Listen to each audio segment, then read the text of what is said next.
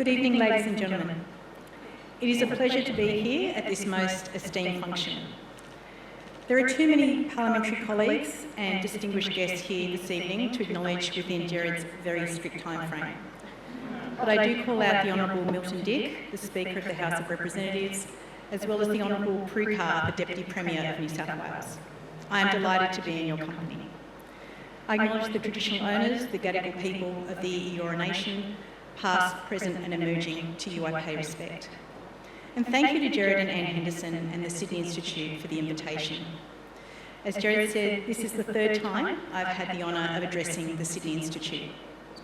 The first occasion was in 2013, after, to the astonishment of most of Western civilisation, I managed to hold my 0.8% marginal seat at Greenway, with a swing towards me no less when Tony Abbott came to power.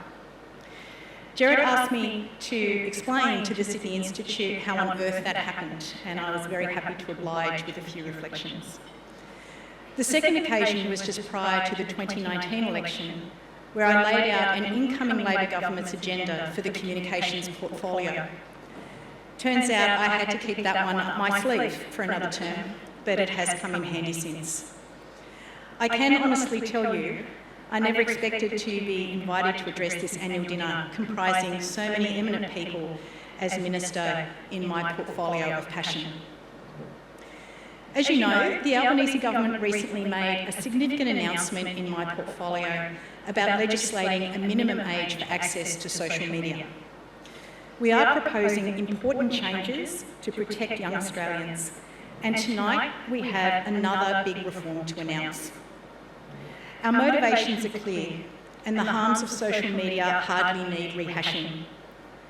The special psychological vulnerability of children and the risks they're exposed to on social media is understood within this room. What I want to do tonight is to present to you our approach, why it makes sense and why it will work. We are doing the right thing at the right time for the right reasons.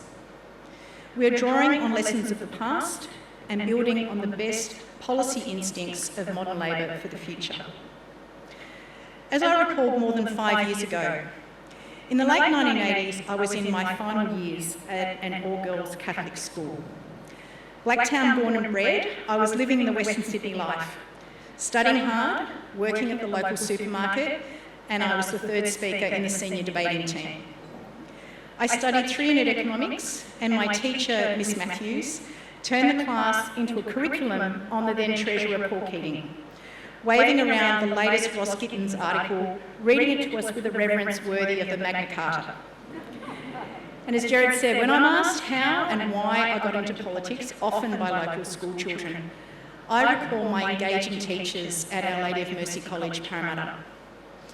And I was lucky. My dad, Frank, worked as circulation manager at John Fairfax and Sons. Every night he came home with a bag of newspapers and magazines from around Australia and the world. Information was my fuel. I devoured everything Dad brought to me in print. And taking my HSC, I could not have imagined a world where, in the palm of my hand, I would have access to almost every book ever written, every news article in the Washington Post or the Financial Times the moment they were published. If you had told me this back then, it would have blown my mind. I do remember the first time I used the internet. I was dating a guy who was working at the Law and Justice Foundation, and that's when I was astounded to learn that legal cases were available in a digital format. For me, this was revolutionary, as it meant I didn't have to spend all my hard-earned money as a checkout operator paying to photocopy cases for my law degree anymore. I was so impressed with this epiphany that I ended up marrying that man. And shout out to you, Michael, good to catch up with you this evening. Yet another proof point of why I'm truly optimistic about the power and potential of technology and communications to deliver a better future with greater opportunity. Ladies and gentlemen, it's the task of Labor governments to lean into this future. When I think back to my formative years, my parents had a far better understanding of the media I was consuming than I do of my two young daughters today. This was the Australia in which the Privacy Act passed the Parliament, unamended in any real substance, the Australia of 1988. The then Treasurer Paul Keating warned of challenges to come in the information age, and I quote, "We know in this, the age of knowledge, the age of truly mass communications, with the ubiquity of digital tools, that the occasions for incursions into the privacy of people will continue to rise exponentially. We can take the determinist view, which concedes that the privacy of all of us is now effectively gone, or we can assert that an innate right of humanity, of indeed the human condition, is the right to individual privacy. Barely 15 years earlier, the same had been true of the Whitlam Labor government, which came to office at a time when Australia was a consumer policy backwater. The country was burdened by what was called the Restrictive Trade Practices Act, a piece of statute representing the intellectual accumulation of the do-nothing consumer agenda of the 1960s in official Canberra. It contrasted sharply with the substantial thought about citizens as consumers, which marked global social democratic and liberal politics of the time. Historians of the period will tell you that price fixing was the norm in Australia. Consumers barely had a look in. You just had to cop it. That's just the way it was. You want to talk about a club that ran part of the economy? This was it. As former ACCC Chair Graham Samuel has remarked, the Act actually didn't mean an awful lot. Polite speak, that it allowed rent seekers to keep seeking rent. But with the 1972 election and the appointment of Lionel Murphy as Attorney General, things were about to change. This was the scene for the introduction of the Trade Practices Act in 1974. That's right, 50 years ago. The Trade Practices Act was new, not just in its purpose or scale, but in its methods. Here was systems regulation in the consumer, competition and product safety spheres. As the then Minister for Manufacturing Industry, Kep Enderby, said in his second reading speech, in consumer transactions, unfair practices are widespread. The existing law is still founded on the principle known as caveat emptor, meaning let the buyer beware. That principle may have been appropriate for transactions conducted in village markets. It has ceased to be appropriate as a general rule. Now, the marketing of goods and services is conducted on an organised basis and by trained business executives. The untrained consumer is no match and needs protection by the law.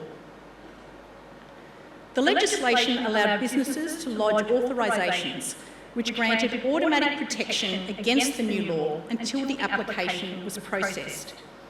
And it said that on the last day of January in 1975, when applications were due, the Commission's Sydney office remained open to receive last-minute requests.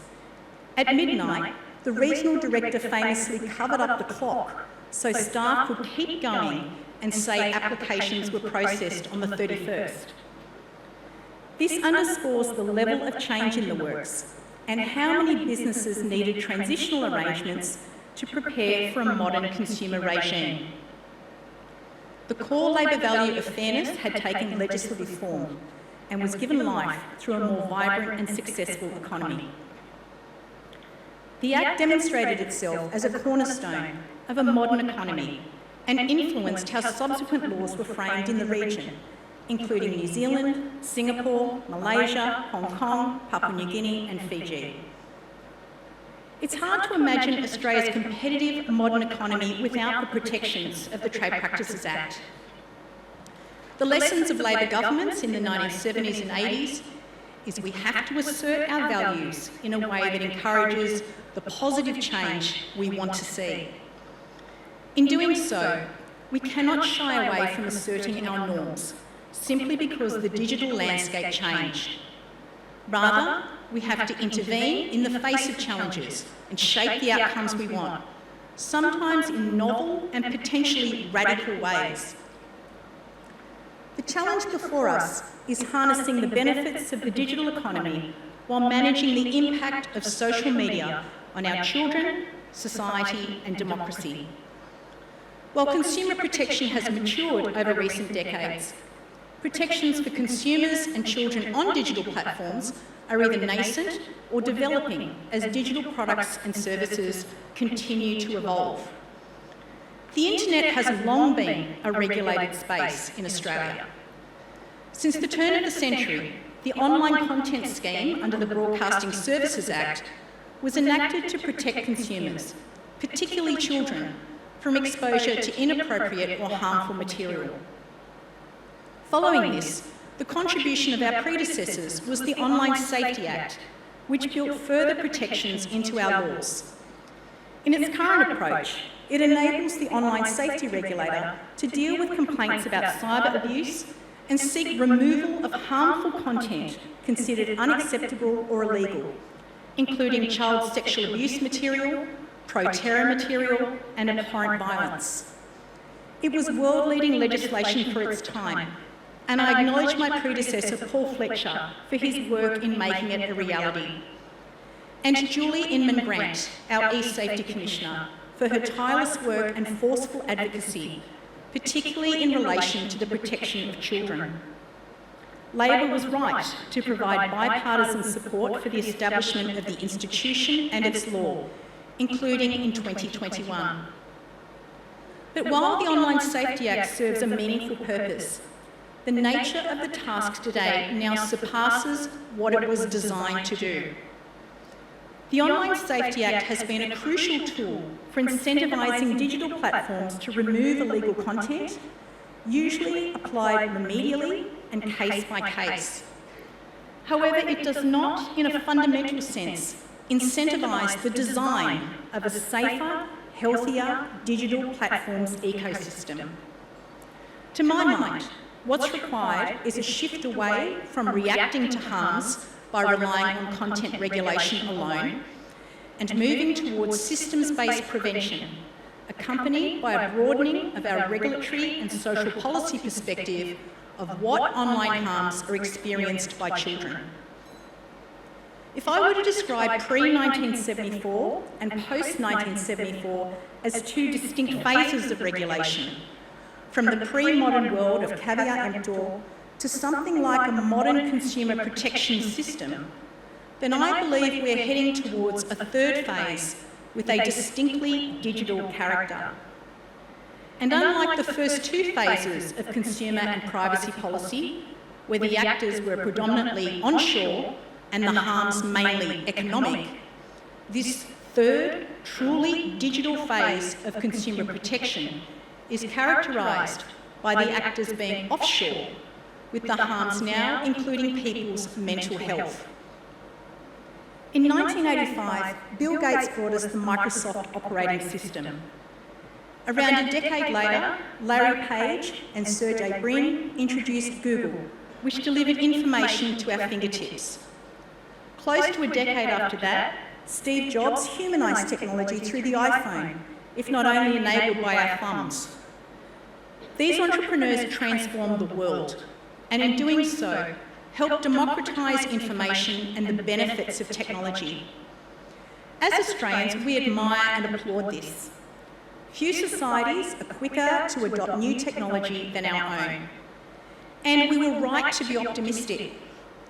While the global tech giants of the 1990s were scrutinised by competition and antitrust regulators, their software was not, inadvertently or otherwise, underpinned by algorithms that impacted the development of children or gave rise to the mental health risks that we see today. Much less, they didn't teach our 14-year-old sons new misogynistic epithets or encourage our 12-year-old daughters to starve themselves. But with the rise of social media platforms, this is exactly what has changed. Social media is an accelerant for information flows that can influence the upbringing of children, the health of our democracy, and the distinctiveness of our culture. As a nation of norms and values, we need to put down markers and be clear about what we want to achieve and why.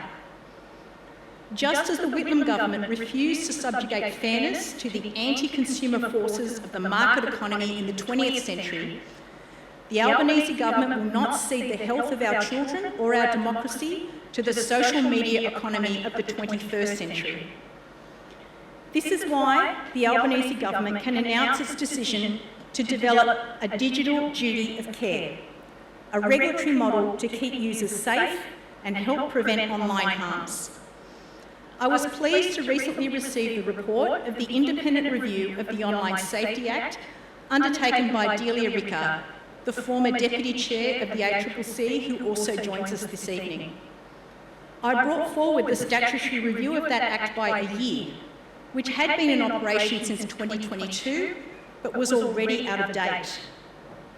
While we worked through her comprehensive report, one message stood out: a duty of care is fundamental. A duty of care is a common law concept and statutory requirement that places a legal obligation to take reasonable steps to protect others from harm. This is embedded in our work, health and safety regimes, which the Commonwealth, states and territories implement, regulate and enforce in their own jurisdictions. It is a proven, workable and flexible model. This, as part of a growing global effort, will deliver a more systemic and preventative approach to making online services safer and healthier. Where platforms seriously breach their duty of care, where there are systemic failures, we will ensure the regulator can draw on strong penalty arrangements. We have the jurisdictional and enforcement mechanisms to protect Australians who use the services of digital platforms. For example, the Online Safety Act expressly applies to acts, omissions, matters and things outside Australia. It rightly finds both its policy rationale and its jurisdictional nexus in the harm which occurs onshore to Australians. To complement the overarching digital duty of care, the Albanese government will legislate enduring categories of harm, which we propose could include harms to young people, harms to mental well-being, the instruction and promotion of harmful practices, and other illegal content, conduct and activity. An essential component of satisfying the duty of care is undertaking regular risk assessments against the enduring harms. These requirements are core features under the European Union Digital Services Act and the UK Online Safety Act. Harmonisation with like-minded countries is a key objective because policy principles that carry across markets, reaching hundreds of millions of users, will be more effective at driving change. Last week, the Albanese government also announced we will legislate a minimum age of 16 for social media access, receiving the endorsement of National Cabinet. This is an important national conversation, and the Commonwealth is providing national leadership. This world-leading legislation will impose a positive obligation on social media to prevent children under this age from having an account. There have been questions about how age assurance technology will work and whether the enforcement is child-proof. The government does not pretend any solution from industry will be 100% effective or that children won't find a way around it. The reality is, some will. But the fact is, the normative value of the age limit will be immense because parents will draw on this reference point during their kitchen table discussions with their children. There is a growing body of evidence about the need for better guardrails. For example, in 2022, a group of UK psychologists and neuroscientists analysing longitudinal data on 17,400 young people found that young girls experience a negative link between social media use and life satisfaction when they are 11 to 13 years old, and young boys when they are 14 to 15 years old. As researcher Dr. Amy Orban put it, and I quote, "With our findings, rather than debating whether or not the link exists, we can now focus on the periods of adolescence where we now know we might be most at risk." In the United States, the American Psychological Association found significant links between excessive social media use and poor sleep quality and poor mental health outcomes. In particular, the use of algorithms may increase the likelihood of exposing young people to content that is inappropriate or negatively influential, such as glorifying eating disorders, self-harm, or extremist content. In the Australian context, growing up in Australia, the longitudinal study of Australian children, a partnership between the Department of Social Services, Roy Morgan, and the Australian Institute of Family Studies, showed that increased frequency of social media use was associated with elevated symptoms of depression and anxiety. In compliance with US privacy law, platforms have imposed a minimum age of 13. Yet, recent research from the eSafety Commissioner's Social Media Pulse survey also found that 84% of 8 to 12-year-olds had used at least one social media or messaging service since the start of this year, with 75% having used traditional social media services. And of the 9-year-olds who had used social media or messaging services since the start of the year, more than a quarter had their own profile or account. Further, only 13% of 8 to 12-year-olds with a current account reported having had an account shut down since the beginning of the year because they were too young to use it. Our legislation will include a new definition of social media that is broad and robust and is designed to capture more services under the term age-restricted social media than what is currently covered under the existing Online Safety Act. Common social media services such as Facebook, Instagram, TikTok and X will be subject to the minimum age limit. Messaging and gaming services will not be in the scope of this definition. Our legislation will also contain positive incentives as part of an exemption framework to encourage safe innovation and also provide for access to social media type services that enable education or health support for young people. Social media platforms that can demonstrate they meet set criteria and do not employ harmful features or provide positive benefits for children may apply to the regulator for approval. Its implementation will be set under disallowable instruments under the scrutiny of Parliament. In conjunction with the digital duty of care, this will create a powerful incentive for social media to value the safety and well-being of users alongside profit. This is critical because the harms on social media don't disappear at the age of 16. As my colleague, Assistant Minister Dr. Andrew Lee MP has outlined, since 2007 the mental health of young Australians has gotten worse. Self-harm hospitalisations for young Australian females aged 16 to 24 from 2019 to 2021 increased by 43%. Standardised for population relative to 2008-2010, and levels of reported anxiety in young Australian men increased from 9% in 2007 to 24% over 2020 to 2022, a near threefold jump. It is now time for industry to show leadership and for social media to recognise it has a social responsibility. The government is playing its role and recognises that online safety requires a whole-of-government approach. The Attorney-General has introduced new criminal offences to ban the non-consensual sharing of sexually explicit deepfakes. The Minister for Social Services and I have engaged with the family, domestic and sexual violence sector on online dating safety, which has resulted in the dating app providers formulating a world-first code to support user safety and incentivise industry to do better. With the support of the Finance Minister and the Treasurer, the government has quadrupled the ongoing base funding of the online safety regulator. The Minister for Industry and Science is leading work on artificial intelligence to ensure this technology works for Australians. The government has also expanded free digital media literacy training to all schools through the Alana and Madeline Foundation.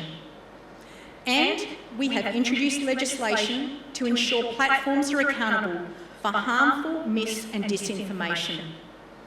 The strong and clear advice we have received from our regulators is that mis- and disinformation is a problem now.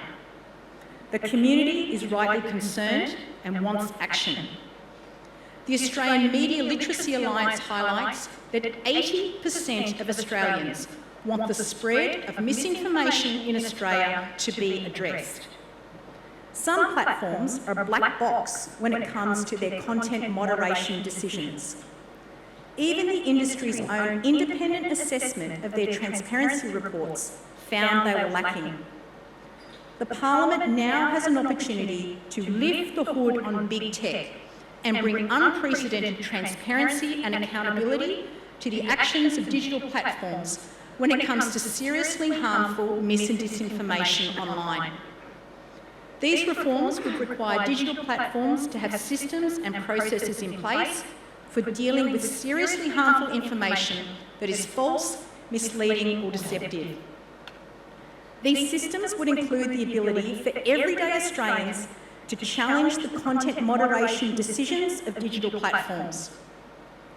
You can't be serious about online safety or democracy if your position on harmful mis- and disinformation is to tolerate inaction. Across the Albanese government, ministers are getting on with the job. Now, a key challenge for Australia over the next decade will be increasing productivity.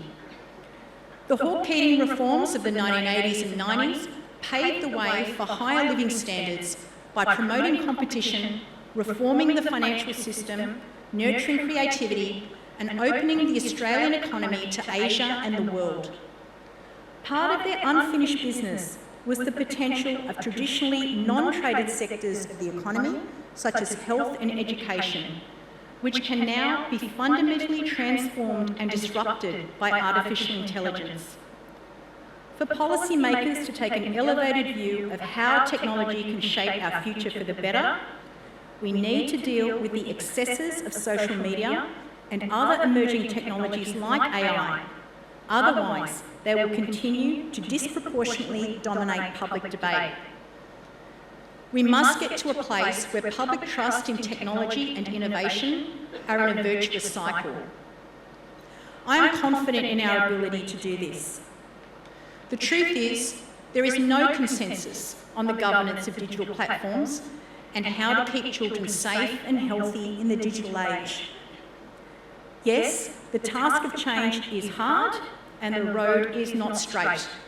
But what is clear is that doing nothing is not an option.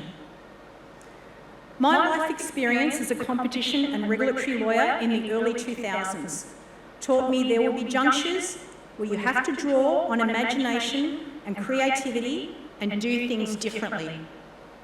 That also means, in policy and political terms, taking considered risks. There is an enduring human and democratic quality to Labor's values, and the task of Labor governments is to give them a modern form. Half a century ago, the Trade Practices Act enshrined fairness and decency of market conduct into law in the long-term interests of consumers. In 1988, the Privacy Act sought to preserve some agency and rights in a world about to be disrupted by technology. Today, technology is posing a different question for modern politics. The Albanese government has outlined its plan to change the way social media operates in this country. A core priority of this government is protecting our people, our economy, and our democracy from harms. We are clear about where we stand, on the side of millions of concerned parents, children, and citizens at large. They all have our support, and I hope they have your support too. Thank you.